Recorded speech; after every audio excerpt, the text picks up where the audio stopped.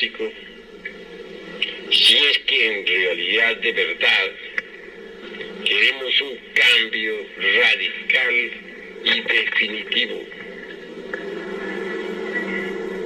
En nombre de la verdad diremos que si por alguna parte hemos de empezar a trabajar sobre sí mismos, tiene que ser en relación con la mente y con el sentimiento. Sería absurdo empezar a trabajar con el centro motor, por ejemplo, que como ustedes ya saben, se relaciona con los hábitos y costumbres y acciones de tal órgano o de tal centro. Obviamente, esto sería como empezar con un faquirismo absurdo. Y a propósito de faquires, en la India hay faquires que, por ejemplo, levantan un brazo en alto y lo sostienen por tiempo indefinido hasta que llega a quedar rígido. Hay otros que permanecen firmes en un solo lugar durante 20 y 30 años, hasta convertirse en verdaderas estatuas. Mas, después de todo, ¿qué es lo que ganan esos faquiris? Desarrollar un poco la fuerza de la voluntad, y eso es todo. No podemos pensar que ellos vayan a crear el cuerpo de la voluntad consciente. Es claro que no. No se puede recrear ningún cuerpo.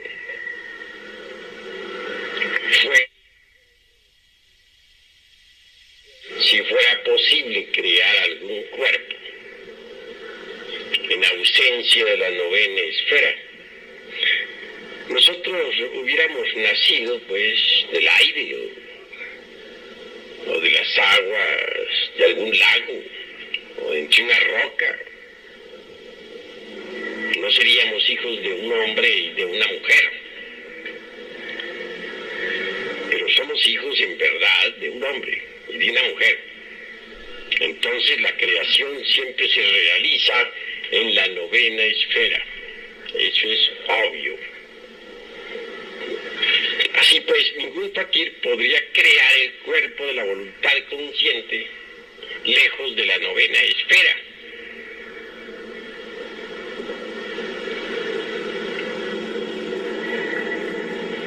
Nada ganan pues los que se dedican al fakirismo, excepto desarrollar un poco la fuerza de la voluntad, y eso es todo. Empezar pues con el centro motor sería absurdo. Aún más, empezar a trabajar con el centro sexual sin tener una información correcta del cuerpo de doctrina gnóstico, pues es absurdo, porque el que empiece en esas condiciones no sabe lo que está haciendo. No tiene conciencia clara del trabajo en la forja de los cíclopes. Puede caer, es obvio, en gravísimos errores. Recordemos que el primer centro, el intelectual; segundo, el emocional; el tercero, el motor; cuarto, el instintivo; quinto, el sexual.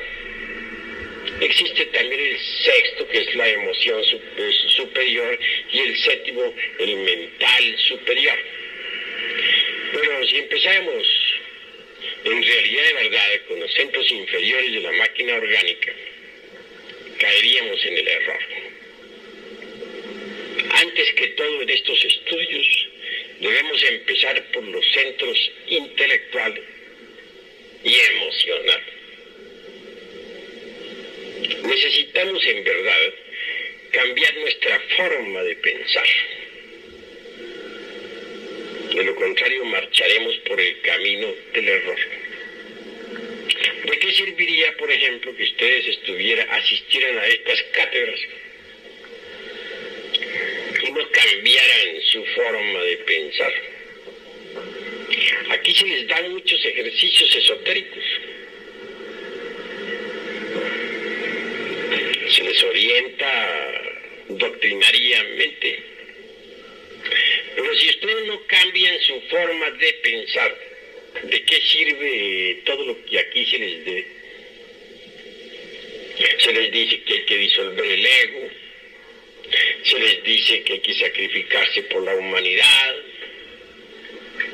se les dice que hay que crear los cuerpos existenciales superiores del ser, etc.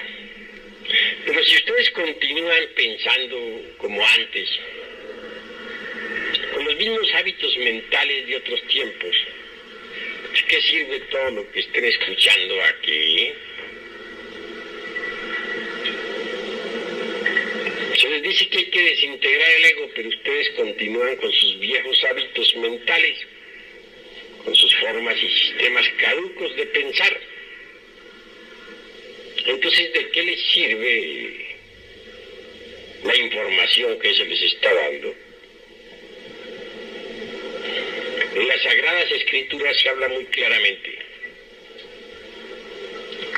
y precisamente muy cerca de Juan el Bautista, sobre aquello del vino viejo y del vino nuevo, que nadie echaría, por ejemplo, dice el Cristo, vino nuevo en odre viejo, porque los odres viejos se romperían. Así pues que para el vino nuevo se necesitan odres nuevos. También dice el gran Kabir Jesús que a nadie se le ocurriría remendar o poner remiendo en ropa vieja con pedazos, dijéramos, de ropa nueva. Verbigracia, por ejemplo, romper un traje nuevo para remendar uno viejo. Eso sería absurdo, ¿verdad? Así también, esta nueva enseñanza es como el vino nuevo. Necesita odre nuevo. ¿Cuál es ese odre? Pues la mente. Si no abandonamos las formas caducas de pensar, si seguimos pensando con los hábitos que antes teníamos, sencillamente estamos perdiendo el tiempo. Hay necesidad de cambiar la forma de pensar. Para el vino nuevo, odre nuevo se necesita. Así pues necesitamos cambiar completamente nuestra forma de pensar a fin de recibir esta enseñanza. Ese es el punto grave de la cuestión. Porque si recibimos esta enseñanza y la añadimos a la forma que teníamos de pensar antes, a nuestros viejos hábitos mentales, nada estamos haciendo, nos estamos engañando a sí mismos. Que debe enganchar el carro de la enseñanza gnóstica a nuestro viejo carro, todo dañado por el tiempo y lleno de basuras e inmundicias, es engañarnos a sí mismos. Se trata antes que todo de preparar el recipiente para recibir el vino de la enseñanza gnóstica. Ese recipiente es la mente. Solo así, con un recipiente nuevo, transformado, con un recipiente verdaderamente magnífico, se puede recibir ese vino de la enseñanza gnóstica. Y esto es lo que yo quiero que todos los hermanos vayan comprendiendo. Necesitamos que las emociones negativas sean eliminadas de nosotros. ¿Por qué? esas emociones negativas, pues, no permiten un cambio de fondo. Es imposible transformarnos si aún poseemos dentro de nosotros emociones negativas. Nosotros tenemos que erradicar de nuestro corazón las emociones de tipo negativo, que son verdaderamente perjudiciales en todo sentido. Una persona que se deja llevar por emociones negativas se vuelve mentirosa en un 100%. Ya les había a ustedes contado en mi pasada cátedra el caso de un señor XX que actualmente se encuentra, podríamos decir, al borde de la muerte. Este buen hombre vino a tener pues una embolia cerebral. Motivo muy claro, lo repito, que a alguien le malinformó que su hermana había sido víctima de un fraude. El informe fue después examinado y resultó falso. Mas este, que ama a su hermana, creyó pues en esa infundia difamante y la tomó tan en pecho que le dio una embolia cerebral. En estos momentos se encuentra al borde de la muerte. Vean ustedes ese caso. De manera que entonces las emociones negativas vienen a llevarnos al fracaso. Su hermana aún sigue convencida de que fue víctima del fraude.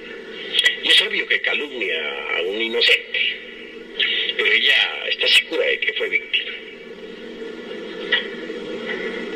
Personalmente examiné el caso y me di cuenta que ella misma se estaba autoengañando.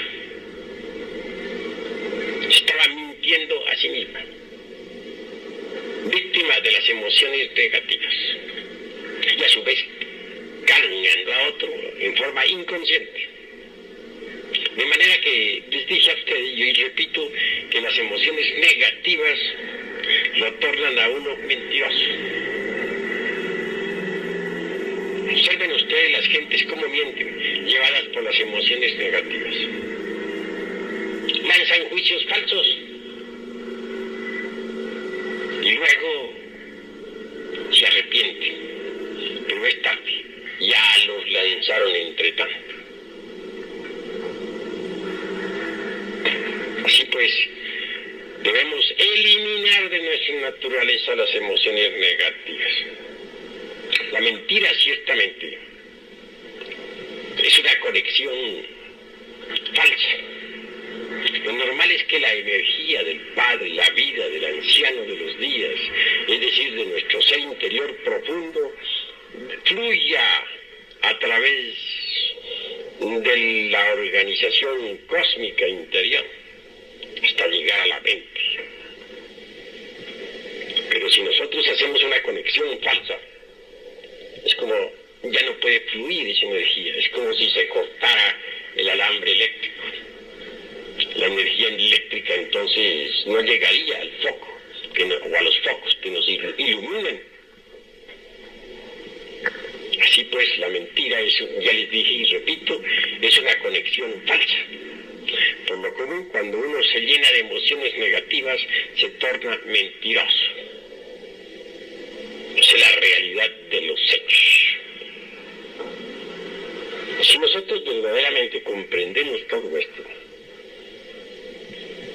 y empezamos por cambiar en nuestra forma de pensar y de sentir, bien pronto esto se reflejará en nuestras acciones. Una vez que uno ha cambiado su forma de pensar y sentir y actuar, entonces está perfectamente listo para empezar a trabajar con los misterios del sexo. Pero si queremos y ese es el error de algunos misioneros, que las gentes comiencen de una vez a trabajar con el Maituna en la novena esfera, sin conocer siquiera el cuerpo de doctrina, pues esto es absurdo. Que las gentes que no han cambiado su forma de pensar, que continúan con sus mismos hábitos, las gentes que tienen su misma forma de sentir, que son víctimas de las emociones negativas, pues no comprenden estos misterios del sexo y los profanan. Por eso es que Paracelso insiste en que primero que todo hay que conocer la ciencia, para luego entrar a trabajar en la novena esfera. Y tiene razón en esto Felipe Teofrastro Bombastro de Ongenei Aureola Paracelso. Empecemos pues por cambiar nuestra forma de pensar y de sentir. Muchos reciben aquí enseñanzas esotéricas, se les da, pero continúan pensando como antes, como pensaban hace 20 años. ¿Qué sucede entonces? Estamos perdiendo el tiempo. Si se le da a la gente las enseñanzas para que se autorrealicen, para que cambien y continúan pensando como antes, obviamente, gracias, obviamente pues se marcha muy mal. Yo conozco hermanitos gnósticos que tienen 20 y 30 años de estar en las enseñanzas gnósticas y todavía piensan como pensaban cuando tenían 20 o 30 años de edad.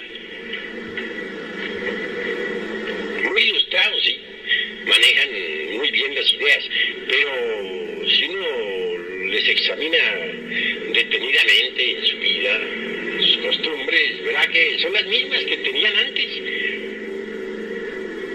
Conozco hermanos hasta muy juiciosos, misioneros y todo,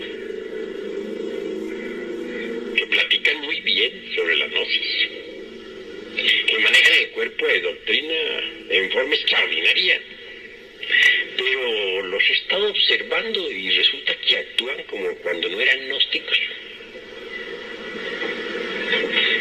Actúan como actuaban hace 30 años atrás. Tienen las costumbres viejas que tenían cuando nada sabían de estos estudios. Continúan con esas mismas viejas costumbres. ¿Qué están haciendo esos hermanos entonces? Obviamente se están autoengañando miserablemente.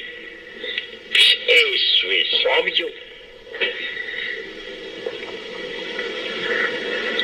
Así pues, hemos de empezar por cambiar la forma de pensar y después la forma de sentir. Poner el vino nuevo, el vino gnóstico, en odres nuevos y no en odres viejos. Una mente decrépita, llena de hábitos viejos, de hábitos de hace 20 y 30 años atrás, no está preparada para recibir el vino de la gnosis. Una mente así necesita forzosamente pasar por un cambio total. De lo contrario, pues se está perdiendo el tiempo miserablemente.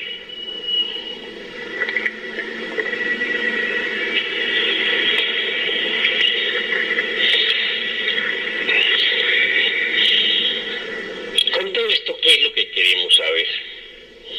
Pues despertar conciencia, ¿verdad? Esa es la verdad, eso es lo que queremos, despertar. En el mundo oriental no se ignora que la gente está dormida, nadie lo ignora.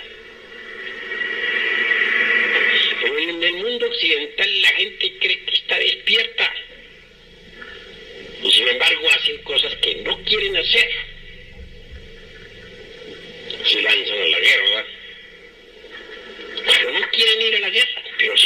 están, aunque no quieran. ¿Por qué? Porque están hipnotizados. Ustedes saben que a un sujeto hipnotizado, por ejemplo, le ordenamos que vaya a matar a alguien, va y lo mata. Y eso ya está previsto en el Código Penal de todos los países de la Tierra. Así también sucede con las gentes de todas las latitudes. Están hipnotizadas, pero creen que están despiertas. Y se les dice que ha llegado la hora de ir a la guerra. Van a la guerra. No quieren ir, pero van. ¿Por qué? Porque están hipnotizadas. Y el hipnotizado está. Es gravísimo, tremendamente cierto. Pero necesitamos salir del sueño hipnótico. Eso es verdad, pero bueno, vamos a ver cómo salimos del sueño hipnótico. Si estamos contentos con nuestros hábitos mentales, con nuestros sistemas de razonar, con nuestros hábitos sentimentales, con nuestros distintos hábitos o costumbres adquiridas por la herencia y por la familia. Entonces, aunque estemos escuchando aquí en esta sala las enseñanzas, sencillamente estamos perdiendo el tiempo. Pregúntense ustedes a sí mismos, ¿para qué han venido?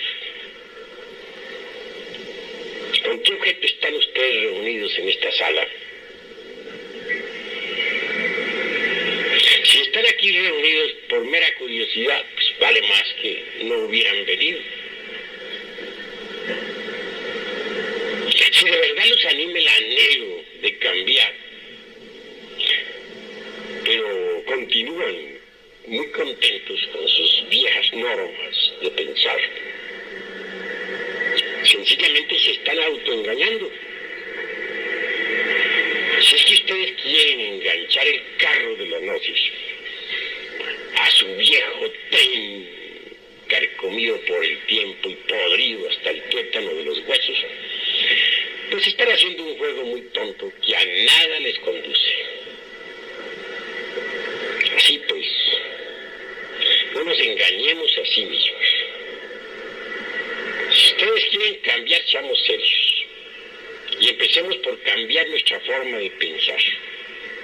Cada cual tiene una forma de pensar. Y cada cual cree que su forma de pensar es la más correcta. Pero en realidad, de verdad, las dispersas formas de pensar de cada cual, o de todos en conjunto, de correctos no tienen nada, puesto que están hipnotizados. ¿Cómo puede pensar correcto una persona que está hipnotizada? Pero ustedes creen que están pensando correctamente. He ahí su error. Sus hábitos mentales no sirven. Si es que quieren cambiar, bueno, aquí tienen la enseñanza nueva. Aquí tienen el vino de la gnosis. Pero, por favor, traigan odres nuevos para ese vino. No odres viejos. Porque el vino nuevo rompe los odres viejos.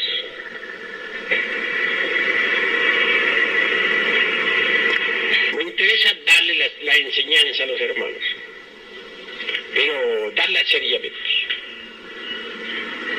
Y por eso les invito a cambiar su forma de pensar.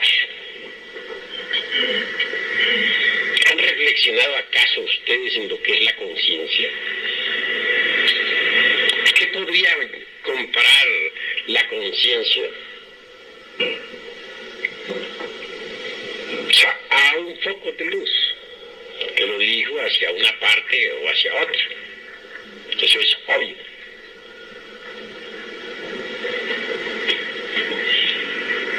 La conciencia debemos aprender a colocarla donde debe ser colocada. Donde esté nuestra conciencia, allí estaremos nosotros. Ustedes que me escuchan en estos momentos, ¿están seguros de que la conciencia de cada uno está aquí? Si está aquí, me place. Pero estamos seguros de que está aquí. Puede ser que esté en este momento en la casa. Puede ser que esté en la cantina.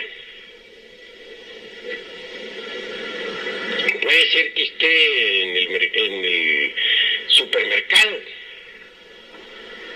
Y que tan solo aquí estemos viendo la personalidad de fachada de tal o cual hermano.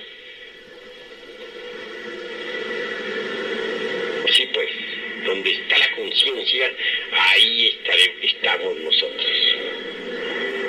La conciencia es algo que hay que aprender a colocar inteligentemente donde debe ser colocada.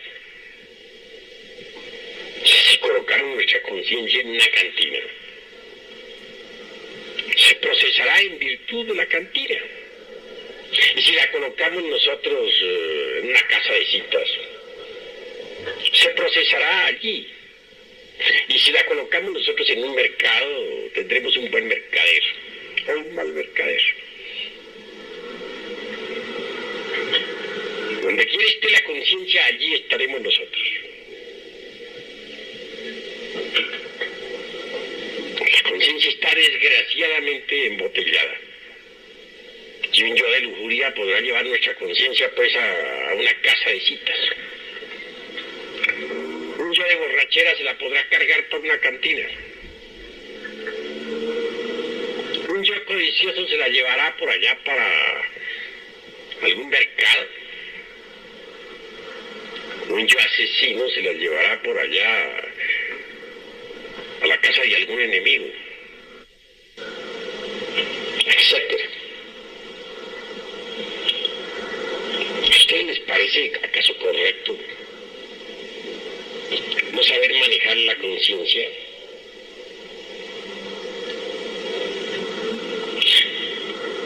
Tengo entendido que es absurdo llevarla a lugares donde no debe estar.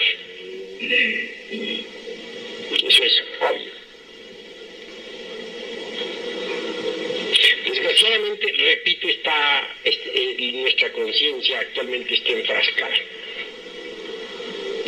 Sí, embotellada entre distintos elementos inhumanos que en nuestro interior cargamos.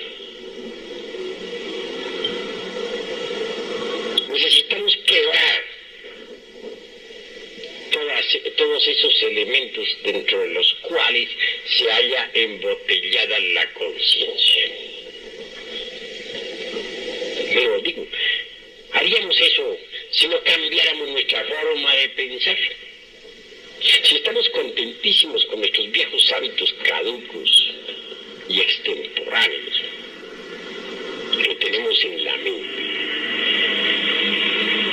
¿nos preocuparíamos acaso por despertar la conciencia? Es claro que no. Si se quiere cambiar, vamos a cambiar desde ahora mismo, a cambiar nuestros hábitos mentales, nuestra forma de pensar. Cuando uno cambia de verdad, origina cambios interiores. Cuando uno cambia su forma de pensar, puede entonces pensar en cambiar totalmente en su interior. Pero si uno cambia en su forma de pensar, si aquí en esta mente siguen existiendo los viejos hábitos extemporáneos, ¿cómo puede uno decir que va a provocar un cambio en su conciencia interior? Eso no es posible. Sería contradictorio que pensáramos una cosa e hiciéramos otra. Realmente que no es posible.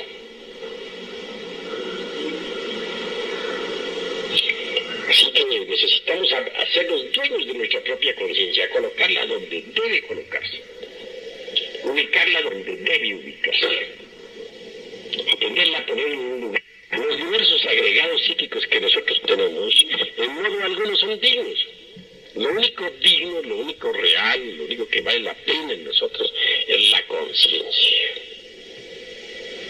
Pero está dormida. No la sabemos manejar. Segregados sí que se las llevan para donde ellos quieren. Nosotros realmente no sabemos usarla. Y eso es verdaderamente lamentable. Si queremos un cambio, pero un cambio de fondo, podemos también ir aprendiendo a saber qué cosa es eso que se llama conciencia.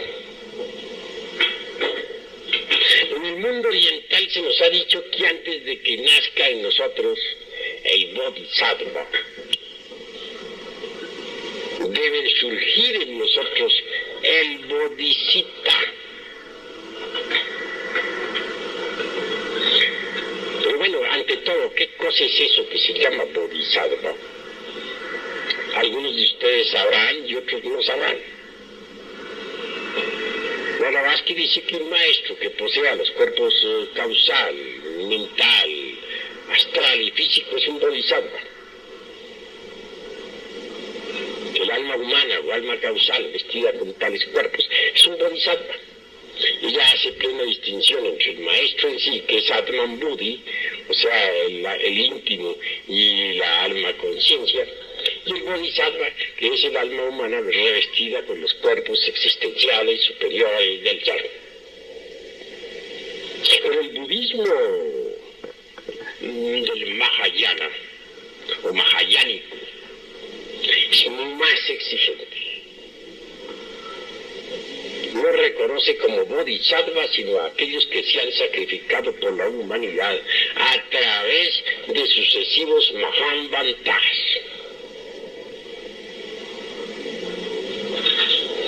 Hay dos clases, dice el budismo mahayánico, de seres. Los unos, por ejemplo, serían los budas pradyekas, y los aspirantes a budas pradyekas, que son los sravakas. Estos no se sacrifican por la humanidad jamás. Nunca. Luchan, sí, por cambiar y cambian. Pero nunca en su vida por sus hermanos. Claro, jamás tampoco encarnan al Cristo íntimo. Nosotros somos los bodhisattvas verdaderamente. Aquellos que han renunciado a la felicidad del nirvana por amor a la humanidad. Aquellos que en distintos Mahamvantaras han entregado su sangre por la humanidad, que pudiendo vivir felices en el nirvana han renunciado a cualquier felicidad por sus hermanos en la tierra. Son ellos los únicos que verdaderamente pueden encarnar al Cristo. Pero bueno, volvamos a esto del Bodhisattva. ¿Qué cosa es el Bodhisattva? Es la conciencia ya despierta, desarrollada, convertida en el embrión áureo. Es la verdadera armadura argentada que nos puede proteger de las potencias de las tinieblas, que nos da la sapiencia, la experiencia.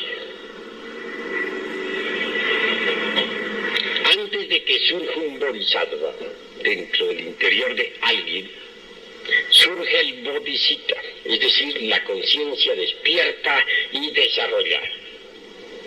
Vean ustedes cuánto vale pues ese don que se llama conciencia. Es lástima que la humanidad tuviera la conciencia enfrascada entre el ego. Y es claro que mientras las gentes continúen pensando como piensan, sintiendo como sienten, y con sus mismas viejas costumbres rancias, no podrán despertar la conciencia. Continuará esta hipnotizada. Y en secuencia o como corolario diremos que nunca surgirá en gente así el bodhisattva. Cuando el bodhisattva, que es la conciencia desarrollada y despierta, surge en uno, en el aspirante, Entonces pronto aparece el Bodhisattva. Obviamente el Bodhisattva se va formando dentro del clima psicológico del Bodhisattva. Es grandioso el Bodhisattva.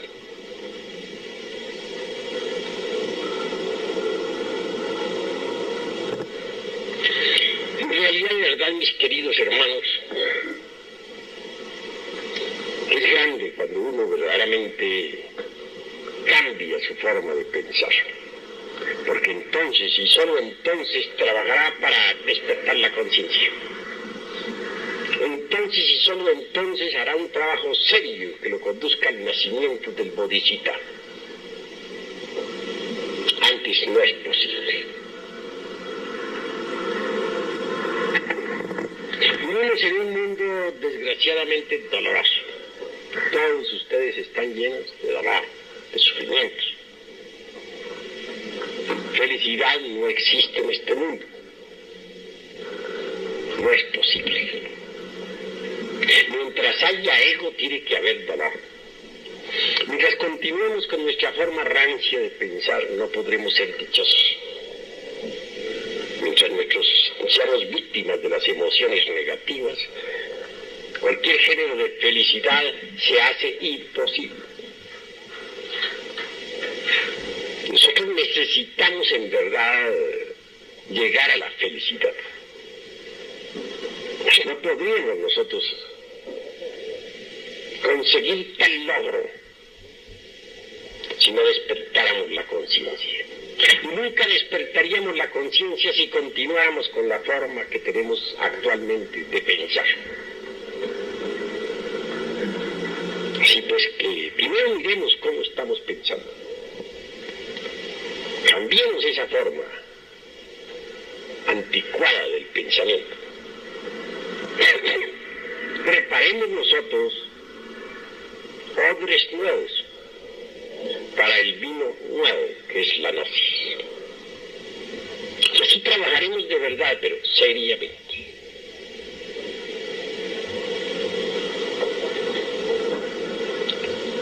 Este mundo en sí mismo es el producto de la ley de la originación.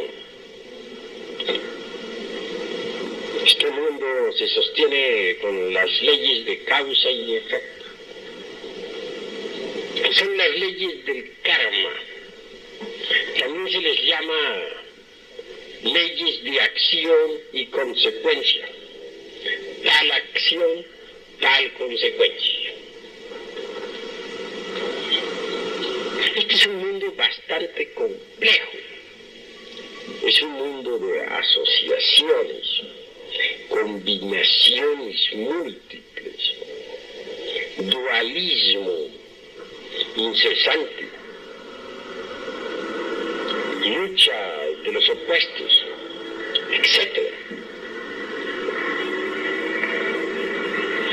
En estas circunstancias no es posible que exista en este mundo la felicidad. Cada uno de nosotros tiene que pagar su karma. Estamos llenos de deudas.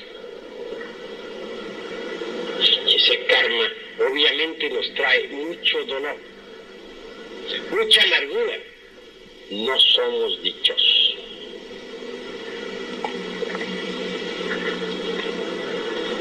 Muchos piensan que podríamos llegar a la felicidad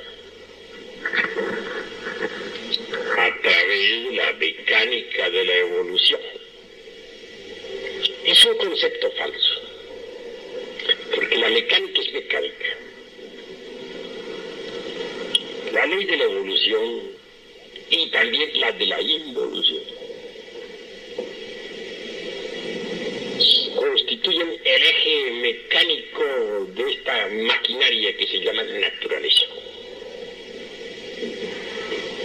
Hay evolución en el grano que germina, en la planta que se desarrolla y al fin da fruto. Hay involución en la planta que ya entra en decrepitud y por último se convierte en un montón de leños. Hay evolución en el niño que se forma en el claustro materno. la criatura que nace, que crece, que se desarrolla y vive a la luz del sol. Mas también existe involución en el ser humano, que envejece, crece, entra en decrepitud y al fin muere. Eso es completamente mecánico.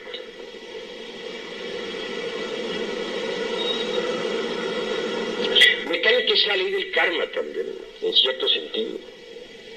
En el sentido causativo, mirar a la luz de los 12 didanas o de las 12 didanas. Eso es mecánica.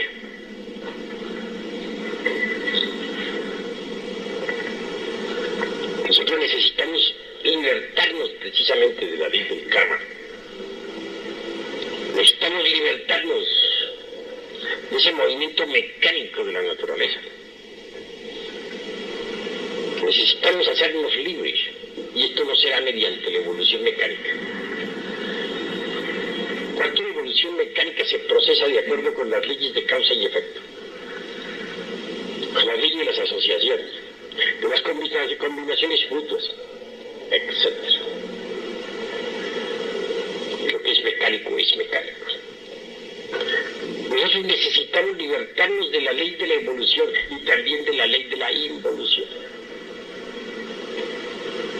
Necesitamos dar el gran salto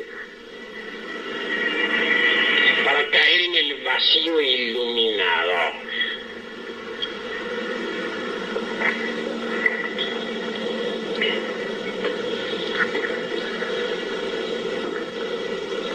Obviamente, existe pues una antítesis entre la teoría de la relatividad que predicara un Einstein y el vacío iluminador. Lo relativo es relativo. La maquinaria de la relatividad funciona con la ley de los opuestos, con el dualismo, etc. En la lucha de las antítesis hay dolor, y eso no es felicidad. Si queremos la auténtica felicidad, debemos salirnos de la ley de la mecánica esta, de la relatividad. Dar el gran salto, repito, para caer entre el seno del vacío iluminador.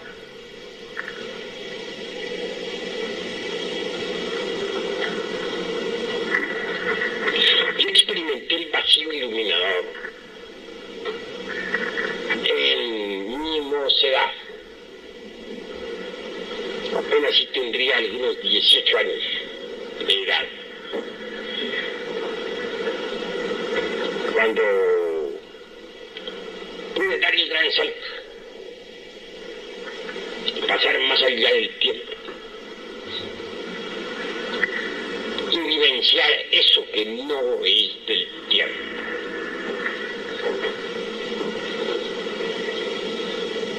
Eso que podríamos llamar la experiencia del prajna paramita, en su más crudo realismo. No está de más enfatizarles a ustedes la noticia de que tal vivencia pudo ser repetida 3 veces.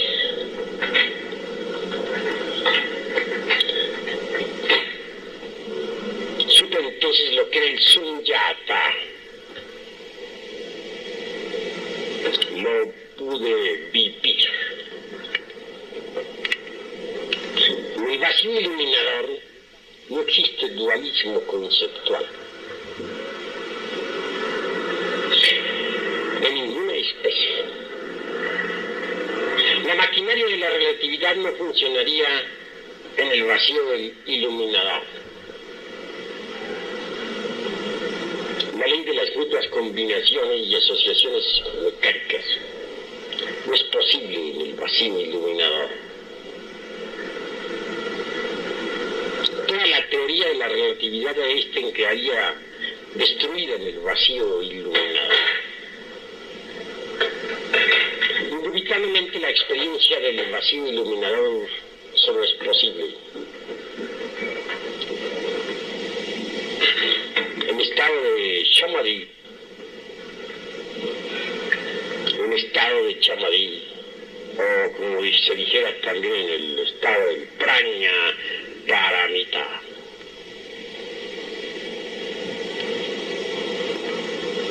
En el vacío iluminador no existen formas de ninguna especie.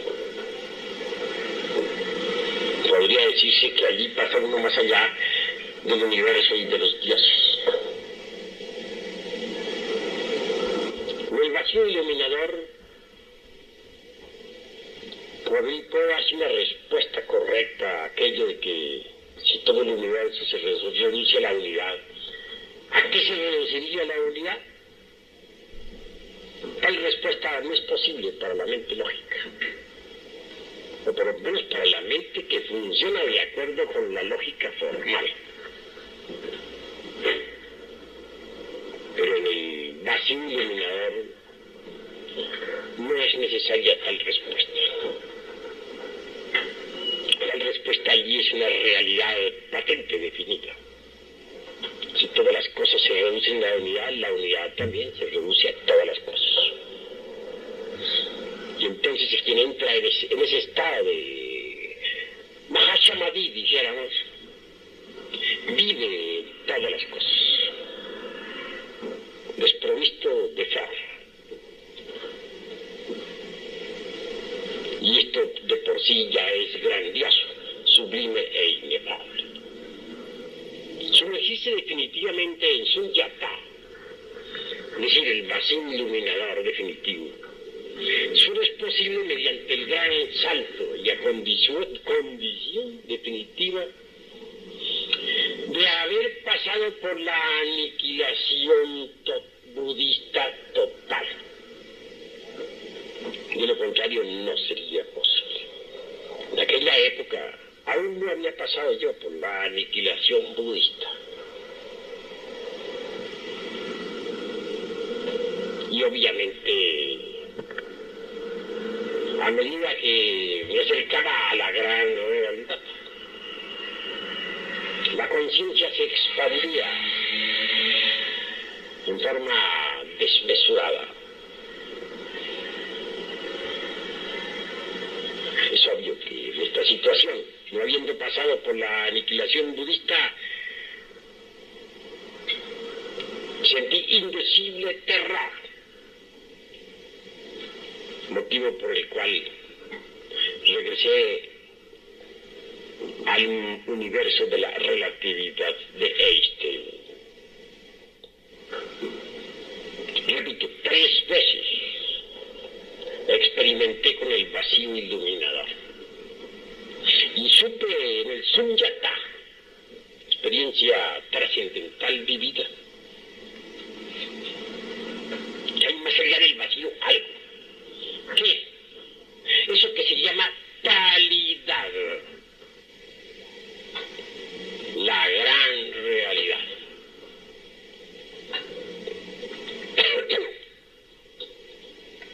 Lo supe con una intuición de tipo trascendental, porque en el terreno de la intuición, o dentro del mundo de la intuicionalidad, hay distintos grados de intuición. Incuestionablemente la más elevada el más elevado grado intuicional es el de las mentes filosófico-religiosas o filosófico-místicas.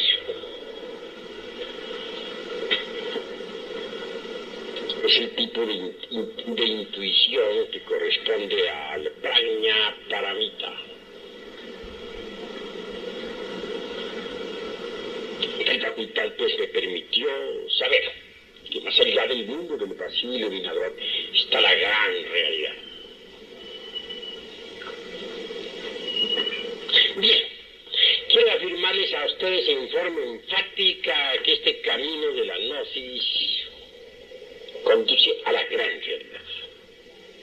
La gran realidad o la talidad, Sunyata, Prajna Paramita está más allá del universo de la relatividad, es decir, más allá de la mecánica esta de la relatividad, más allá, mucho más allá del vacío iluminador.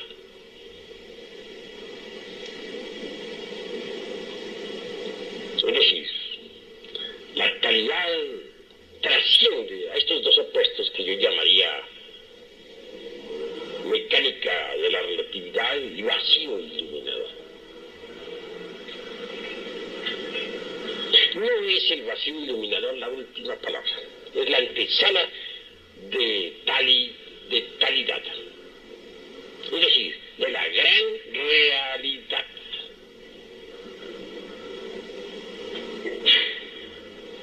Estoy hablándoles a ustedes no en forma meramente teórica. Pasados Mahambaltaras experimenté la talidad, y como quiera que la conozco, tengo que dar de ello vivo testimonio. Lo importante para nosotros es pasar por una suprema aniquilación, a fin de que la conciencia convertida en bodhisattva y totalmente despierta pueda dar el gran salto para caer entre el vacío iluminador. Un paso más y llegaremos a la talidad.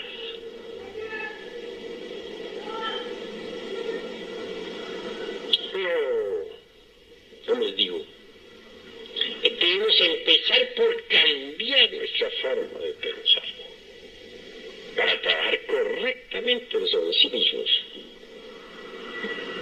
desintegrando realmente los elementos psíquicos indeseables que llevamos dentro. Podríamos conseguir nosotros el despertar de la conciencia y el desarrollo del bodhisattva si antes no cambiáramos nuestra forma de pensar.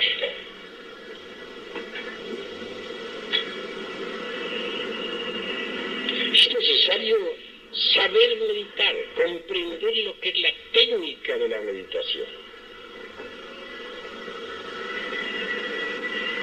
El objeto de la meditación es muy simple. ¿Qué es lo que queremos nosotros a través de la meditación? Tranquilizar, tranquilidad. Parecería muy superfluo lo que estamos diciendo. Ustedes podrían objetarme que podríamos tranquilizarnos con una botella de vino, ¿no? Sí, es claro. Podrían objetarme también que podríamos tranquilizarnos oyendo una sinfonía de Beethoven. Eso podrían ustedes decirme. Pero en realidad, de verdad, conseguir la tranquilidad es lo más difícil que ustedes imaginarse puedan. Nadie podría tener tranquilidad mental, tener su mente en santa paz, si no ha eliminado de su centro intelectual todo el pensar caduco y extemporáneo que carga. Nadie podría tener paz en su corazón si no hubiese eliminado de sí mismo previamente las emociones negativas y perjudiciales. Así que cuando un gnóstico, un arat gnóstico se sumerge en meditación, busca tranquilidad, en esos instantes se propone trabajar sobre algún elemento inhumano que haya descubierto en sí mismo mediante la autoobservación. Posiblemente descubrió la ira. Bueno, se dedicará entonces a comprender el agregado psíquico de la ira, estado delatado, con ayuda de su divina madre Kundalini, que deberá invocar para que le auxilie. O tal vez descubrió que tiene el agregado psíquico del odio. Entonces se propondrá desintegrar tal agregado para que surja en su reemplazo el amor. A medida que uno vaya desintegrando todos esos agregados psíquicos inhumanos que cargamos en nuestro interior, la conciencia irá despertando.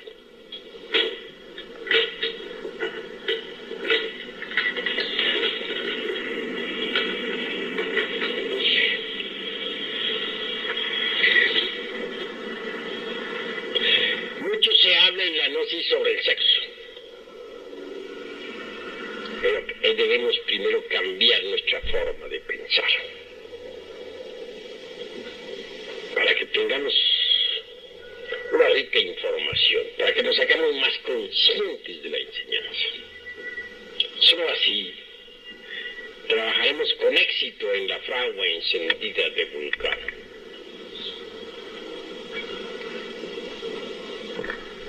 No queremos en modo alguno esta noche eludir los misterios sexuales. Es bueno que ustedes entiendan que el camino que conduce a la talidad es, y subrayo esto completamente, absolutamente sexual.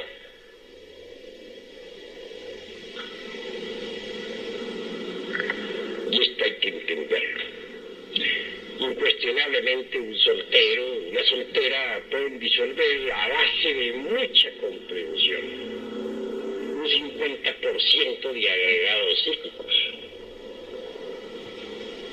siempre y cuando se apele a la Divina Madre Kundalini durante la meditación.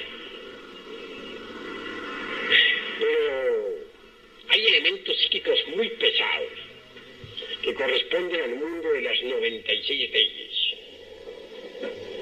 Estos no se desintegran sino exclusivamente con el molinillo eléctrico